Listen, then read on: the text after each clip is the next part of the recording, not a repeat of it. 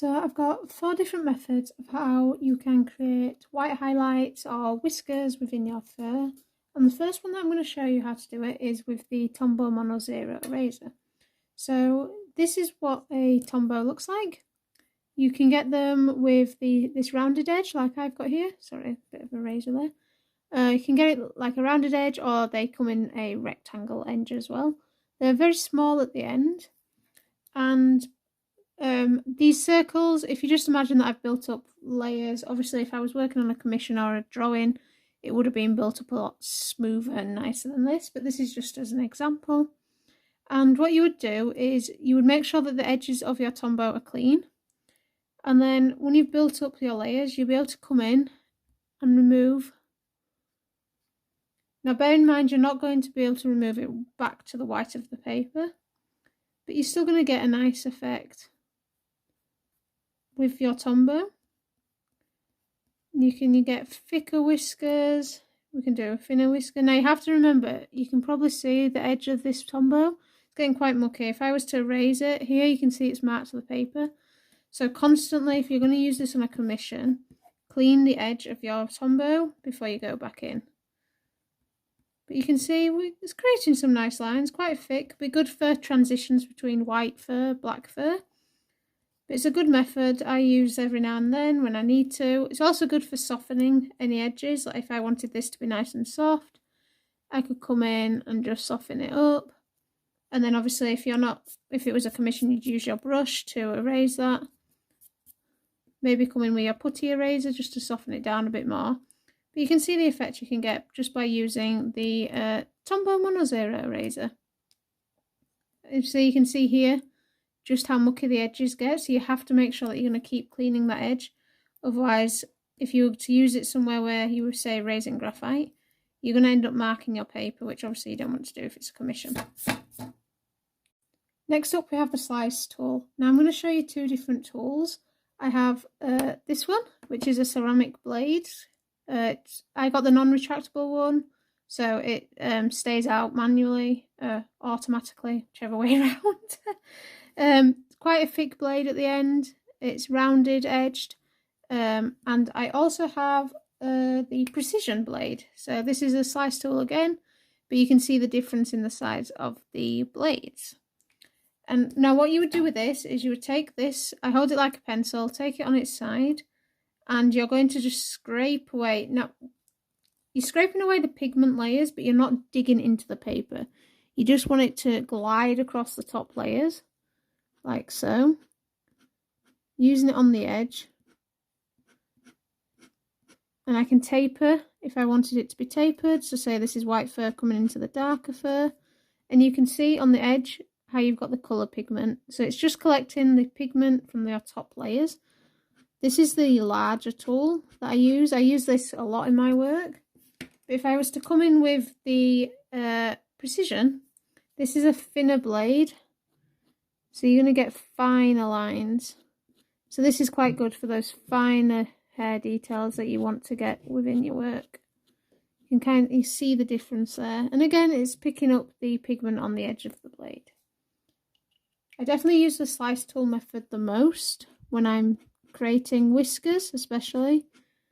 Yeah, it's a method that I really like. You can really see it picks up the pigment. And then I find if I needed to go back in, I can go back in over the top. I could add more layers with the colour pencils. So if I added another layer or 2 here, I could add more layers. And then I could go back in with the slice tool and create more depth to the fur. So it's a great method. I really enjoy using this one the most. Then we have the brush and pencil titanium white mixed with the brush and pencil touch up texture. This creates, when you mix these 2 together, it creates a paint-like substance which you'll then use a liner brush with to paint on your whiskers or your fur details. This is specifically used to be used with coloured pencils. So once it has dried, you can then go over the top with your coloured pencils if you need to blend in the edges, if you want to add a bit of a tint or colour, or if you just need to remove an area that maybe you've gone a bit too wide with. So I'll show you how to do this. So what I'm going to do is add a bit of the powder, the touch-up texture, the titanium white, sorry. I'm just adding it into the lid. I will wash this lid after before I put it back on. And then you only need a tiny amount of the touch-up texture. Start again. A small bit goes a long way when you're doing this. So I'm just going to add a small bit.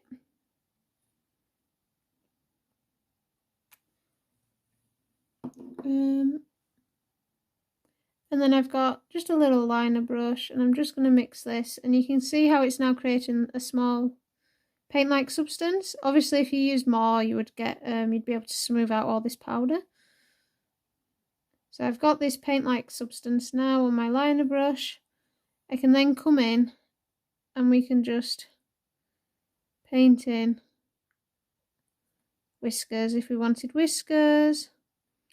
If we wanted the fur connecting, or if you've just made a mistake and you just need to go over it.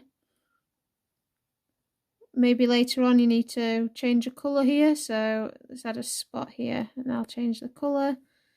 And obviously this is drying lighter. I've not created enough of this mixture, but I can draw over the top of these. You can get these as bright white as you want or as faded as you want. You'll be a lot smoother, obviously, if you were doing this on a commission.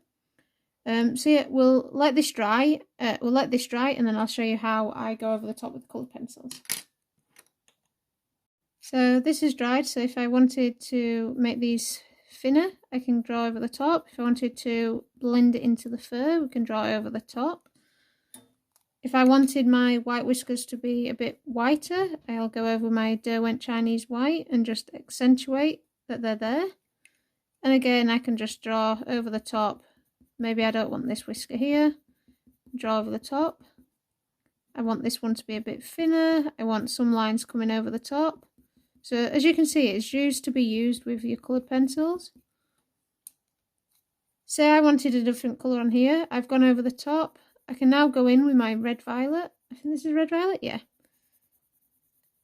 And I can just draw over the top. And now I have a nice pink spot where the titanium white was, if I wanted a pink spot on the drawing. But it just means that it's another way that you can work with your coloured pencils to add colours, add definition. And then we have the indenting tool. So this is just a nail indenting tool that I got on Amazon. They come with different thicknesses. If you wanted thicker whiskers, smaller whiskers. And you do what it says on the tin. You're just going to indent the paper. So you're going to have to use some pressure to do this. And you're just going to indent. You would indent where your whiskers are or where your fur's overlapping. Maybe I wanted a thicker whisker here, thicker fur lines here. And then when you go over with your coloured pencil, the areas that you've indented are going to stay white. So we'll just cover this area, and you can see now how those areas are staying white. I know a lot of people use this method for whiskers. It's not a method I've used a lot within my own work. I tend to like the slice tool method a lot more, but I can see why people like this method a lot. And then you would just keep building up your layers, building up the colours. If you were, obviously you would be adding a lot more colours than just what I'm doing. And then if you really needed to bring out those whites, you'll be able to draw within the lines with obviously a sharper pencil than what I've got, just to really accentuate those white highlights. So there we go, 4 different methods on how you can create whiskers, white fur over dark fur, different methods to aid you with your coloured pencil drawing. I hope this has helped. If you have any questions, do let me know. If there's anything else you'd like to see in the future, let me know in the comments. If you like this video, please like the video, subscribe to see more, and I'll see you next time. Bye guys.